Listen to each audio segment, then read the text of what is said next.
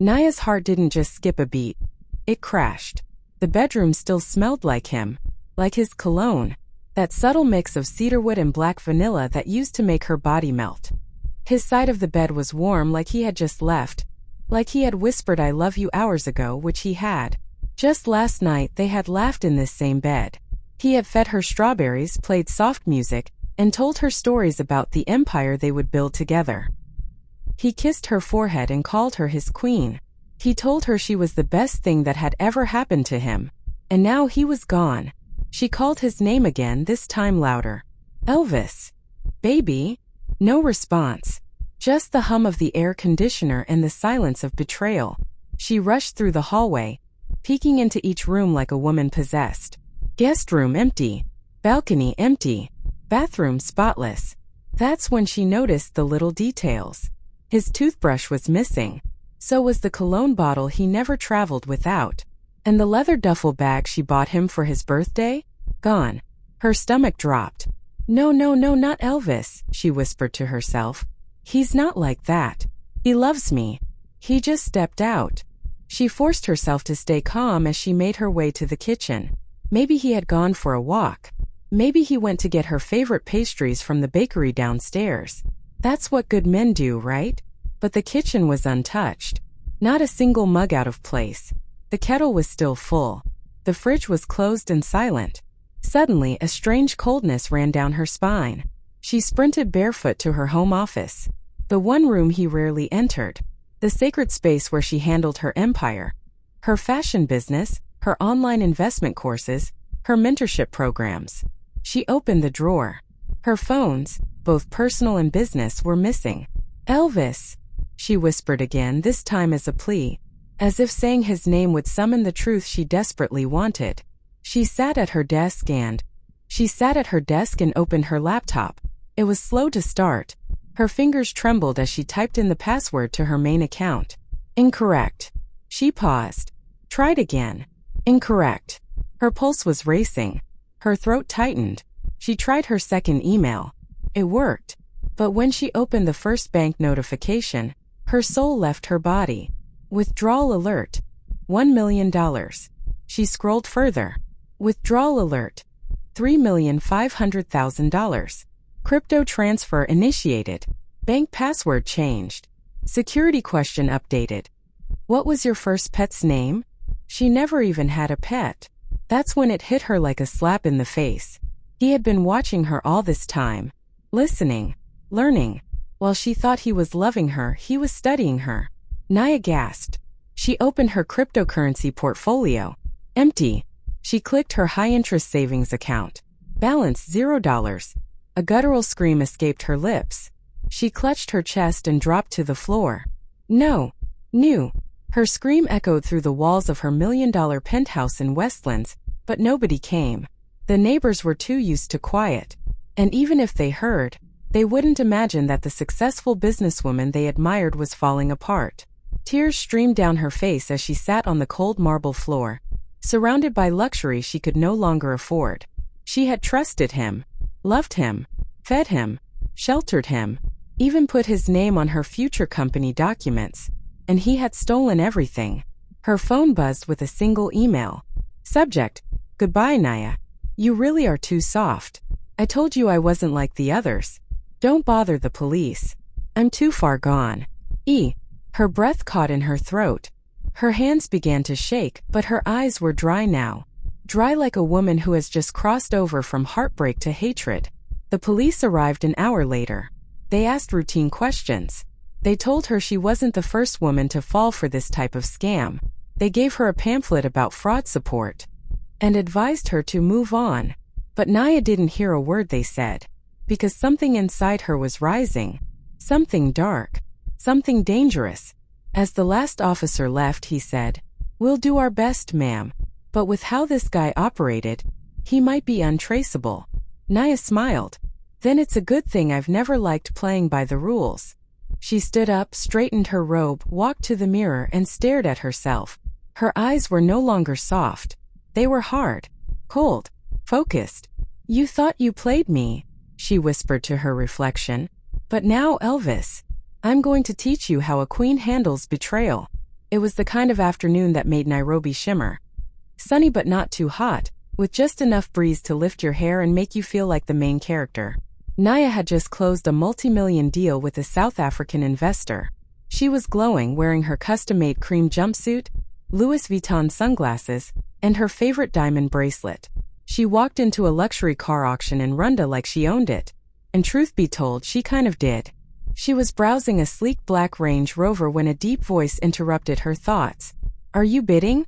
Or just blessing the cars with your beauty?" She turned around sharply, and there he was, Elvis. His suit fit like it had been tailored by God himself. Navy blue, no wrinkle in sight. His beard was freshly trimmed, and his cologne? It wrapped around her senses like sin. He smiled, flashing perfect white teeth. "Sorry if I startled you," he said, raising his hands. "I just couldn't ignore the most powerful woman in the room." Naya had met her share of sweet talkers. As a rich and successful woman, compliments were her daily bread. But something about his voice, his confidence, and the way he looked at her, not with hunger but with intrigue, made her pause and smile. "Well, maybe I'll bid. If the cars are as smooth as your lines," she said coolly. He laughed. "Touché. I'm Elvis, by the way. I flip cars. Import and export." Later, she would learn that everything he told her that day was a well-rehearsed lie. But in that moment, she was hooked. Their first date happened that very evening. He took her to a rooftop lounge in Gigiri where a live band was playing old-school African jazz. He didn't brag or boast. He asked about her dreams, her fears, and her favorite memories as a child. He even cried a little when she told him about growing up with a single mom who died before she could see her success. He called her fire and elegance in the same breath. And for the first time in years, Naya felt seen. She told her girls about him. Some of them rolled their eyes. "He's too charming," said Cynthia. "Too perfect," said Brenda. But Naya didn't care. She had been lonely, tired of men intimidated by her money, tired of dating beneath her just to feel needed, tired of being the strong one all the time. But Elvis? He didn't need her, or so she thought. He just wanted her. In just 2 weeks, Elvis had become part of her routine. He made her laugh, massaged her feet after long meetings, cooked better than any chef she'd hired, and he never once asked for money. That was the trick. He didn't beg. He didn't pressure. He just made himself so valuable, so warm, so gentle, that she gave him access without realizing it. "Babe, I'll order your office printer myself. Just give me the login details. Your driver canceled again? Let me set up a ride account for you. I'll use your card, but you can always track it. Need help sorting your business tax papers? I'm good at that, trust me." Slowly but surely, he became her assistant, her partner, her everything. When he moved into her penthouse after a month of dating, she didn't even blink. She was already picking wedding colors in her mind. He called her his queen. He even told her, "I don't want your money, I want your heart." And she believed him. But there were signs. Tiny red flags she painted green with her love. Like the time she woke up at 3 a.m. and found him on her laptop, claiming he was researching flights for their Maldives getaway. Or how he was too interested in how much she had in crypto. Or how he would change topics anytime she mentioned getting a joint account or registering him on her health insurance. Then came the little manipulations. "You don't trust me? You think I'm like the rest? If you keep doubting me, maybe I'm wasting my time." She felt guilty. She had waited so long for a man like him, so she made herself softer, more generous.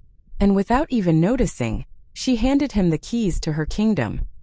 One night after they made love, she lay in his arms and whispered, "Do you really love me, Elvis?" He kissed her forehead. "I would die for you." Little did she know, he had already planned her financial death. Naya didn't cry anymore. She didn't eat much either. She didn't sleep. Not really. She just sat in her cold penthouse with the curtains drawn, planning. It had been 7 days since Elvis vanished with $8 million of her life's work. 7 days of police calls, frozen accounts, fake apologies from the bank, and sleepless nights replaying every sweet lie he told her. Her friends begged her to travel, to breathe, to take a break. But Naya wasn't the kind of woman who healed with beach air and smoothies. No, she healed through vengeance. One thing Elvis forgot was that she wasn't just a businesswoman, she was a tech queen. She had helped build a digital empire from scratch. She knew people. She knew secrets.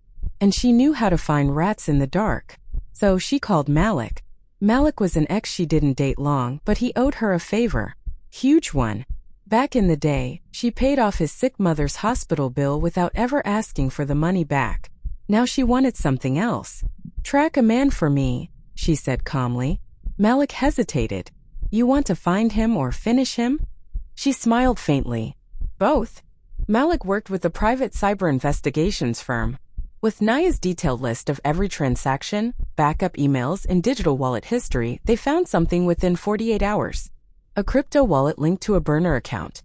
And that burner was traced to a hotel in Abuja, Nigeria. Naya stood up from her chair, fixed her robe, and nodded. "Book my flight." 3 days later, she landed in Abuja under a fake name, Vanessa Obianuju. Her outfit? Business billionaire widow. Louboutin heels. Designer shades. Expensive perfume that turned heads. She looked like a woman who owned her own oil company and didn't answer to anyone. She moved into a suite at the Transcorp Hilton. From there she made calls, booked dinners, laughed loudly in lobbies. She acted like she belonged. But in the back of her mind, every second ticked with the sound of revenge. On the 4th day she spotted him. Elvis. Smiling. Holding hands with a new girl, young, clueless, wearing knockoff designer shoes and the kind of laugh only a woman in love gives. Naya's stomach turned. He was clean-shaven, dressed in white, rocking sunglasses like a celebrity. The same man who told her, "I could never hurt you." Now he was playing the same game, using the same smile, ready to ruin someone else. But he didn't know that this time he was the hunted. She trailed him. Quietly. Like a cat. He moved like a man with money. Club tables, private lounges, always talking deals. Posing as an oil broker. Driving cars registered in other people's names. Changing numbers. Moving like smoke. But Naya moved like fire. She dyed her hair golden brown. Changed her accent to sound more Ajibo. And within a week, she had an entirely new identity in his world. A mysterious, wealthy widow from Dubai, visiting Nigeria for a charity gala. Elvis took the bait. He first noticed her at a high-end cigar bar in Maitama. She sat alone, sipping champagne, scrolling on a diamond-encrusted phone. Her laughter was light, her presence magnetic. He walked over. "Is this seat taken?" She didn't look up at first. But when she did, her face lit up with a fake smile that could have fooled God. "Only by men with ambition," she said. He grinned. "Elvis. International businessman." She reached out and shook his hand. "Vanessa. Real estate. Oil. Diamonds. Depends on my mood." He licked his lips. "Oh, I like you." She laughed sweetly. And in her mind, she whispered, "I'm going to destroy you so gently you'll thank me." That night, she went back to her suite and stared at herself in the mirror. "I'm not doing this for money," she said. "I'm doing this for every woman who trusted a man with her soul and got stabbed in the back." Her eyes were cold now. Sharp. Focused. Let the game begin. From the moment she became Vanessa Obianuju, Naya stopped being human. She became a trap wrapped in diamonds. She knew Elvis's every weakness. Money. Power. Beauty. And most of all, a woman he couldn't control. So she fed him all of that. In small, tempting doses. She didn't chase.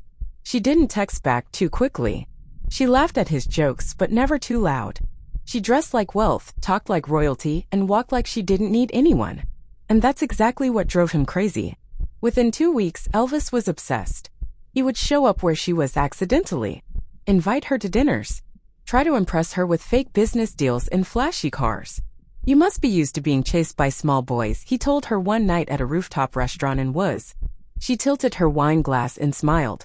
"I don't like boys, Elvis. I like men who bleed if I ask them to." He choked on his drink and laughed. But something in her voice gave him goosebumps. Soon he started confiding in her, telling her how crazy women always obsessed over him. How he had to run away from one toxic millionaire chick in Kenya who couldn't let go. "Poor girl," he said with fake pity. "She even called the police on me." Can you imagine? Naya's nails dug into her palm under the table. But her face? Unbothered. "Sounds like you attract broken women," she replied with a smirk. He nodded eagerly, thinking she believed him. Thinking she was next. Poor fool. One night, he invited her to a private party. It was at a luxurious mansion in Asakoro, owned by one of his clients. Music thumped, champagne overflowed, and fake billionaires floated from room to room like ghosts in designer clothing. Naya showed up fashionably late in a red backless dress, dripping with diamonds. Elvis couldn't stop staring. "You look sinful," he whispered. She leaned in, her voice velvet. "I was born that way." He took her hand and led her upstairs. Just before they kissed, she pulled away. "I don't do broke men, Elvis," she said softly. He froze. "What?" She stepped closer, tracing a finger down his chest. "Prove yourself. One big deal. One move that shows you're not just mouth." And just like that, he fell into her hands like a dying bird. The next morning, he sent her screenshots of a business proposal he was working on. 10M Naira deal. Quick turnover. "I can triple your money if you trust me," he texted. She replied with one emoji, nail polish. He didn't know she had already hired a tech team from Lagos to monitor his email, his crypto wallet, his bank IP address, and his phone movements. The moment he opened a new wallet to transfer her money, she would have all the proof she needed. But she needed one last thing: to finish him publicly. So she told him she was flying to Dubai for a private meeting and wanted him to come with her. "I need someone I can trust by my side," she said. His ego exploded. Of course he agreed. She booked a private jet, rented, flashy, just enough to seduce his pride. And the moment they landed in Dubai's private terminal, two men in dark suits approached. "Elvis Okonkwo?" He turned, confused. "Yes." Handcuffs. Badges. Silence. "You're under arrest for cyber fraud, financial theft, and international laundering," one officer said. "What?" No. This is a mistake. Vanessa. He looked around in panic. And there she was. Naya. Not Vanessa. Not the soft-spoken widow. But the woman whose life he shattered. She stepped out in black heels, sunglasses, and a bitter smile. "Elvis," she purred. "You wanted to show me who you really are. I hope prison looks good on you." He screamed her name, begged, cried, but the officers dragged him away like trash. Back at her hotel, Naya poured herself a drink and looked out at the Dubai skyline. Her bank accounts were slowly being restored. Her lawyers were handling the international case. Her reputation was stronger than ever. But most importantly, her power was back. And now the whole world would know what happens when you rob a woman who made herself from scratch. It was the look in his eyes for her. Not fear. Not regret. But pure disbelief. Like his mind couldn't understand how the sweet, soft-spoken woman he once fooled had turned into the very storm that washed him away. Elvis sat in a dimly lit interrogation room in Dubai, hands cuffed, shirt stained with sweat, lips trembling. "I didn't know it was you," he whispered as Naya stepped inside the room. She didn't flinch. "You knew me, Elvis. You just didn't respect me." His head dropped. "You don't understand. I needed that money. My people were threatening me. I was desperate. I was gonna come back." "Save it," she interrupted, voice sharp but calm. "You didn't steal out of desperation. You stole because you thought I was weak." He looked up, tears now filling his eyes. "Naya, please. I'll return the money. I swear. I'll even go to jail quietly. Just don't ruin my name. Don't make this public." She laughed. Softly at first. Then louder. "Elvis, you already ruined your name. I'm just making sure the world knows who you really are." Back in Nairobi, news outlets had already picked up the story. Kenyan billionaire businesswoman outsmarts international romance scammer. Woman tracks down man who stole $8M and delivers him to justice herself. The world was clapping.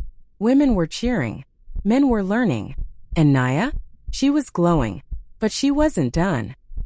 2 weeks later, Elvis was transferred to a Nigerian correctional facility. He thought the worst was over, that he would just lay low and serve time. Until he arrived at the prison and saw her name on the newly built wing of the building, Naya Holdings Correctional Block, sponsored by Queen Naya Foundation. He stopped breathing, because what Elvis didn't know was, Naya had bought the very prison he would rot in.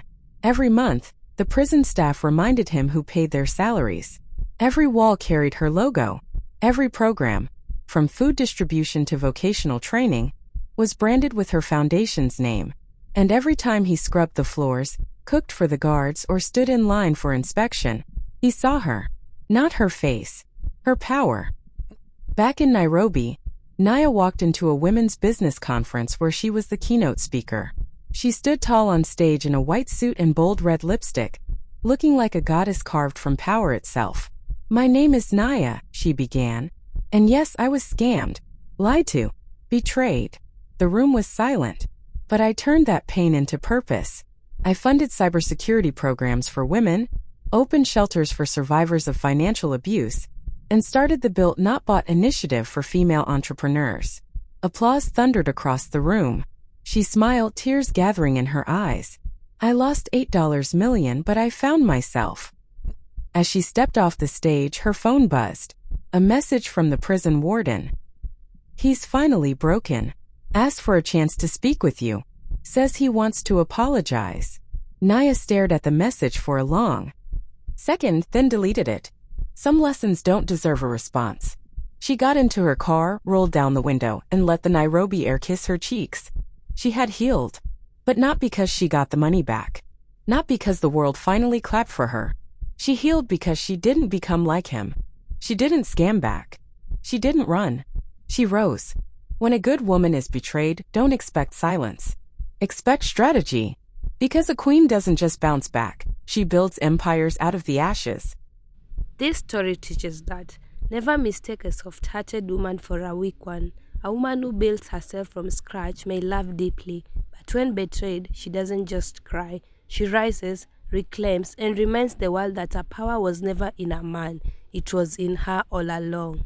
Hello, besties. You've really stayed with me till the end. Thank you so much, honestly. Thank you for giving this story your time and heart. If it touched you even just a little, kindly like, subscribe, share, and drop your thoughts below. See you in the next one, lovelies.